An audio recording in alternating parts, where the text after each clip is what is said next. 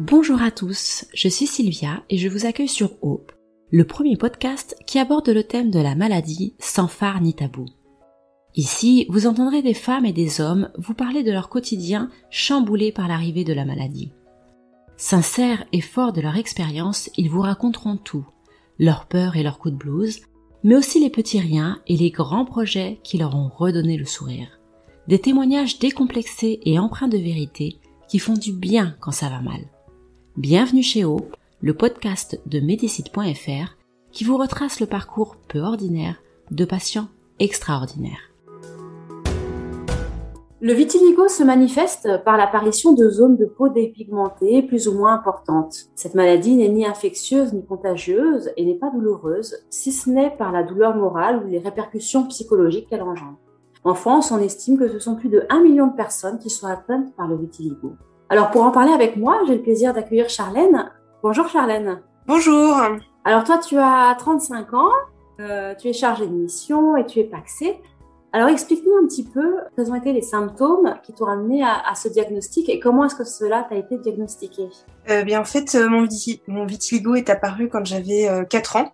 C'est arrivé à un moment de ma vie où il y a eu la naissance de mon petit frère et un déménagement. J'ai changé de région avec mes parents. On est parti de Bourgogne jusqu'en Franche-Comté. D'accord. Et à la suite de ça, il y a une tache blanche qui est apparue sur la cuisse et puis ça a progressé et pour arriver à en fait partout, de la tête aux pieds, j'ai des poils blancs, des cheveux blancs, des cils blancs aussi. Ouais, en gros, je suis complètement atteinte un peu partout. C'est un peu compliqué en fait quand on est en région. Les dermatos sont pas toujours très au fait de la maladie, de qu'est-ce que c'est. C'était compliqué de poser un diagnostic précis. Mes parents m'ont emmené vers plusieurs dermatologues à l'hôpital, en libéral. Et finalement, le diagnostic a été vraiment posé quand j'ai eu à peu près 9 ans. En fait, on est allé à Paris, enfin à Créteil, plus précisément, à l'hôpital Henri Mondor, qui est toujours un hôpital de référence sur la question du vitiligo. Et donc, du coup, c'est à ce moment-là que le diagnostic final a été posé et que j'avais pu mettre un nom sur ma maladie. D'accord, oui, parce qu'au final, tu es resté quasiment 5 ans sans savoir ce qui t'arrivait, en fait. Effectivement, j'avais pas forcément le nom technique ou précis. Après, les dermatologues m'ont toujours dit, et ont dit aussi à mes parents, qu'il fallait se protéger du soleil, faire très attention. Après, ils ont eu des discours pas toujours très adaptés à une enfant assez jeune. Par exemple, la dermatologue qui a dit à mes parents, faut surtout pas qu'elle aille au soleil. Moi, j'ai un frère, comme je disais plus tôt, qui est plus jeune. Moi, mes parents se voyaient mal dire, non, Charlène, toi, t'as pas le droit d'aller à la plage. Et ton frère, il a le droit. Enfin, donc non, il y a des moments où il y avait des recommandations qui étaient un petit peu à l'extrême, mais en tout cas, le soleil, ça a été tout de suite pour moi, un peu mon pire ennemi. Oui, d'accord. Alors, quand tu as eu ton diagnostic précis de la maladie, comment est-ce que tu l'as vécu, toi ou peut-être tes parents d'ailleurs Comment est-ce que tu as vécu mes parents étaient soulagés en fait d'avoir un terme à mettre sur ma maladie, même si à l'époque on n'était pas forcément encore aussi avancé qu'aujourd'hui sur les traitements, sur d'où ça vient. Même, on n'a pas encore toutes les réponses, mais en tout cas c'est important de mettre un mot sur ce qui se passait. Le parcours n'a pas été toujours très très simple pour eux aussi, en se disant oh là là, mes parents, qu'est-ce qui se passe? Est-ce que c'est génétique? Est-ce que c'est pas génétique? C'est pas évident. Comment ça a impacté ton quotidien? Parce qu'à 9 ans, j'imagine que ça doit être difficile quand même à vivre. C'est un peu pénible, ça l'est toujours. Plus jeune, à l'école, ça m'a pas forcément posé trop de problèmes, mais c'est vrai que dès que l'été arrive, j'ai la peau un peu brune, hein. Je suis pas métisse non plus, mais forcément avec le bronzage fait que il y a plus de contraste qui arrive. Donc c'est vrai qu'à l'été c'était pas simple. Plus âgée, quand j'étais adolescente, vers 14-15 ans, on a déjà les transformations de son corps, ces problèmes d'ado. Plus à ça, c'est pas évident de mettre un short ou une jupe un petit peu courte. Donc c'était pas forcément simple. Et puis à chaque fois qu'on allait à la plage, c'était forcément avec chapeau, crème. Combien de fois mes parents, même encore aujourd'hui, comme quoi c'est un réflexe qui reste. T'as pris ta crème, Charlène? Oui, j'ai pris ma crème. Bon, maintenant je suis adulte. Si je me prends un coup de soleil, je peux m'en prendre qu'à moi-même, mais Et c'est vrai je l'ai peut-être pas dit en amont, mais c'est vrai que le fait d'avoir des parties blanches fait qu'on a zéro protection. Donc si on se met pas de la crème, si on se protège pas, c'est coup de soleil assuré et on devient écrevisse et ça fait très mal accessoirement. Faut vraiment éviter. Quand on va à l'extérieur en été, faut un petit peu réfléchir. Alors, comme je le disais en introduction, c'est pas une maladie contagieuse, c'est pas une maladie douloureuse en soi. Si ce n'est sûrement même le regard des autres. Comment est-ce que tu l'as vécu, toi, étant jeune? Quand on est adulte, on arrive, pas toujours, mais on arrive à avoir un peu plus de recul. Mais quand on est jeune, on est dans l'adolescence en plus. Comment tu l'as vécu, toi? Adolescente, c'était pas simple. Encore une fois, moi, j'avais du mal à mettre, ne serait-ce qu'un pantacourt. Enfin, c'était un petit peu difficile parce que j'ai des taches sur les tibias, donc c'est pas top, quoi. Puis en maillot de bain, enfin voilà, c'est quand même assez étrange et c'est vrai qu'il y a quand même des regards qui peuvent être blessants. On peut être surpris de voir quelqu'un qui a effectivement des taches, mais il y a le regard de surprise et puis le regard on vous scanne comme ça là, de haut en bas. Les gens sont pas toujours très fins ou très respectueux. Non, et pas compatissant, pas dans la compréhension que c'est pas très très esthétique. C'est effectivement pas une maladie qui fait mal. Hein. Il y a d'autres maladies de peau qui grattent. Peuvent engendrer des douleurs. Effectivement, physiquement, il n'y a pas de douleur à part si on prend un bon coup de soleil. Mais le regard des autres n'est pas toujours très très simple. Et moi, en fait, vu que je l'ai eu très jeune, qu'à l'époque, il n'y avait pas forcément encore tous les traitements d'aujourd'hui, on se lance pas non plus dans n'importe quel traitement sur la peau d'un enfant, ce qui s'entend. Et en fait, j'ai eu quand même un début de solution vers 16 ans, quand je suis rentrée au lycée, où on m'a proposé de faire un traitement par UV. Donc ça m'a aidé aussi un peu mieux à m'accepter, à me dire oui, ça fait partie de moi. Le traitement a réduit un certain nombre de mes tâches, notamment celles qui sont sur le visage, qui sont peut-être pas forcément le visage, c'est quand même la première chose qu'on voit chez quelqu'un, donc ça peut être un petit peu difficile à vivre. Il y a un moment, j'essayais de mettre du maquillage, il y a aussi des solutions de maquillage qui existent, mais bon, au bout d'un moment, ça m'a un petit peu gonflé. Donc voilà, le fait d'avoir les UV, ça m'a vraiment aidé à réduire un certain nombre de tâches. Et puis aujourd'hui, je mets des shorts et je mets des jupes. Et puis si quelqu'un n'est pas content, c'est pareil. Et c'est effectivement avec le recul, c'est plus simple d'accepter, mais c'est vrai que le regard des autres n'est pas toujours très bienveillant en fait. Alors quels sont les grands défis que tu as pu rencontrer dans tout ton parcours en fait? Les défis finalement, c'était finalement de s'accepter.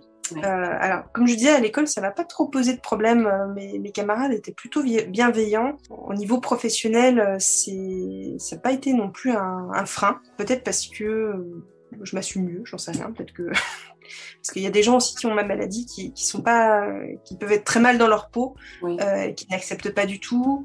Et encore une fois, les dermatologues de libéral ne connaissent pas toujours très bien comment il faut faire. Moi, une fois, on m'a interpellée dans la rue, on m'a posé des questions, mais moi, j'ai aussi un vitiligo, on m'a conseillé de m'exposer au soleil.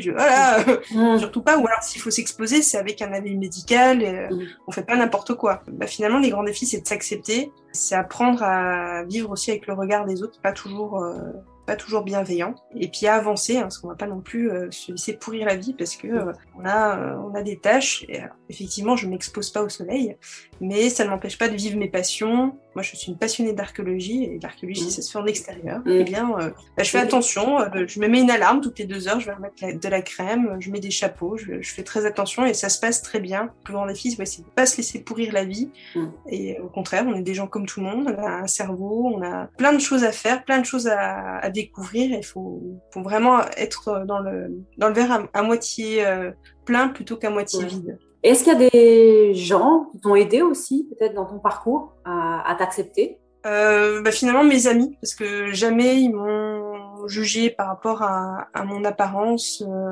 Jamais ils m'ont dit « Oh là là, te mets surtout pas en maillot de bain, tu nous fais honte. » Quand même, c'est quand même précieux. Je crois que mes parents aussi ont été, toujours ma famille, même au sens large, a toujours été très protecteurs, hein, même vis-à-vis des gens pas toujours bienveillants qui ont pu me scanner. Je sais que mes parents sont permis plus d'une fois de faire des remarques en disant c'est bon, quoi. Si vous avez une question, posez-la nous, mais arrêtez de regarder ma fille comme ça, parce que ça devient un peu gênant. Et finalement, cette rencontre à l'hôpital Henri Mondor qui a posé aussi le diagnostic, mine de rien, ça a quand même vachement aidé. Et le dermatologue qui m'a proposé de faire traitement par UV m'a aussi beaucoup aidé. parce que j'arrive à un moment de ma vie où je me dis il n'y avait pas de solution, et en fait si, il y a des solutions, et elles sont toujours pas toujours très bien connues en fait.